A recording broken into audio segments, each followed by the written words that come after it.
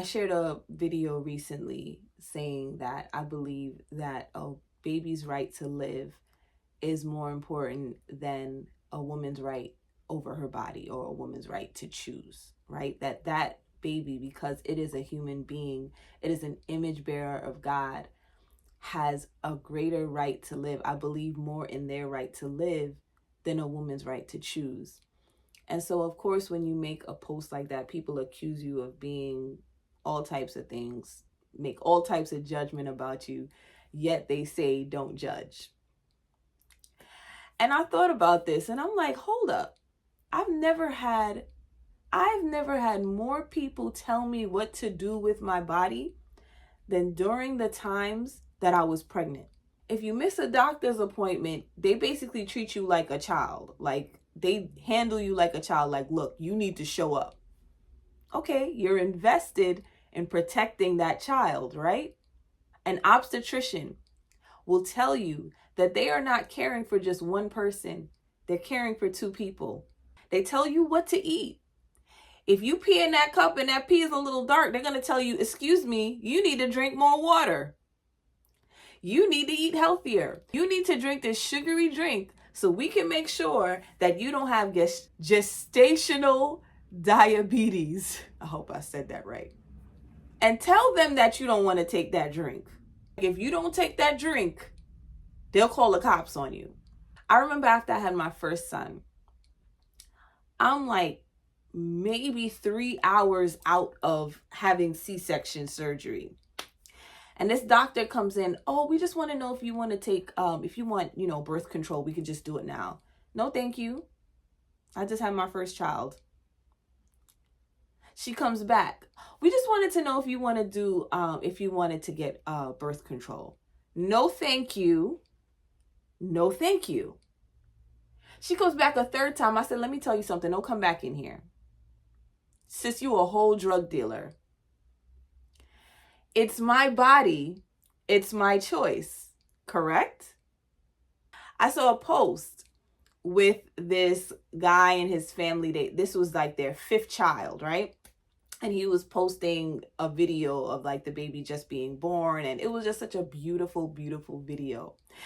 And the comment section was filled with people telling him he should get a vasectomy. It's time to get snipped. All of this stuff about what they should do with their bodies and their family. If I made a post saying that, you know what, I think I want to have 6 more children, the comment section would be filled with people saying, oh, you shouldn't do that. You got enough kids. It's my body and it's my choice. So if I want to have 6 more children, whose business is it? When I was pregnant with my last child, the OBGYN, she's like, so you're going to be taking the you know what vaccine, right? And I'm like, no, I'm not. She's like, oh, okay. All right. The next time I go for a prenatal visit, they sent a black nurse, kind of looked like me, to try to convince me to take this shot. And she's like side-eyeing me, looking at me like I'm a nutcase because I don't want to take this shot. And then she goes into scare tactics. Well, we've had women that this has happened to them, and because they didn't take the vaccine while they were pregnant. And I said, no, I'll be all right. And guess what? By the grace of God, me and my child, we were all right. But it's my body and it's my choice. I've never had more people tell me what to do with my body than when I was pregnant. It's amazing how people will try to talk you out of giving life.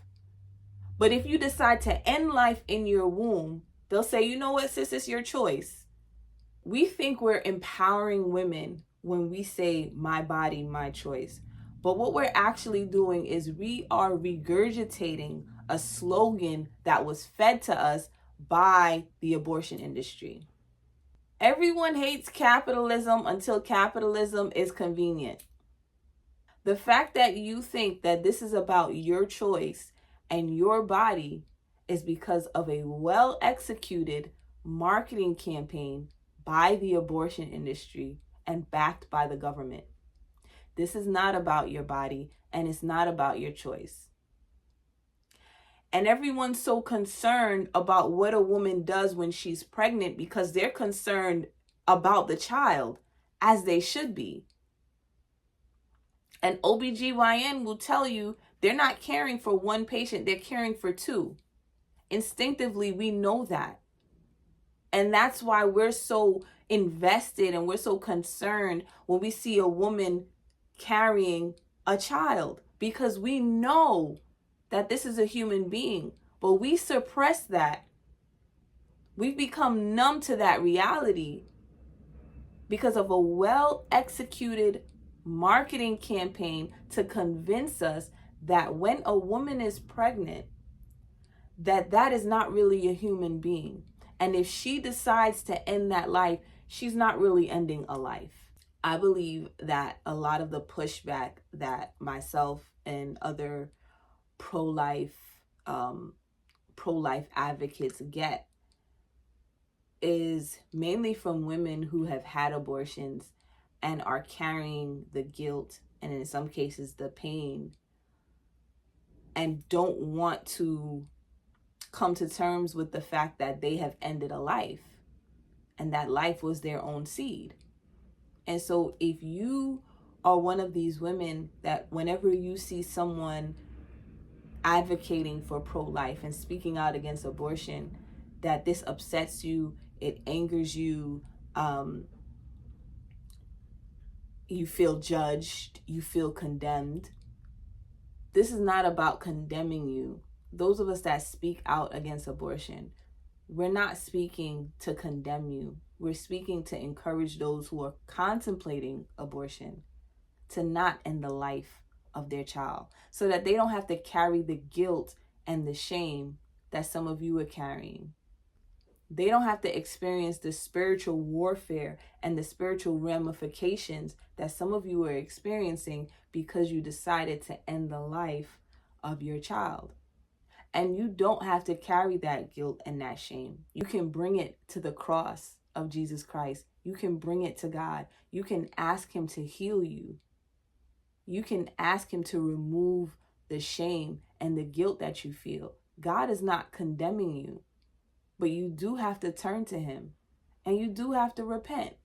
And for those of you that are watching this and you're pregnant and you're contemplating abortion, my encouragement to you is do not end the life of your child. If God allowed that child to be conceived, then he also has provision for you and that child. And so that's my encouragement for anyone today. God bless you. Until next time. Bye-bye.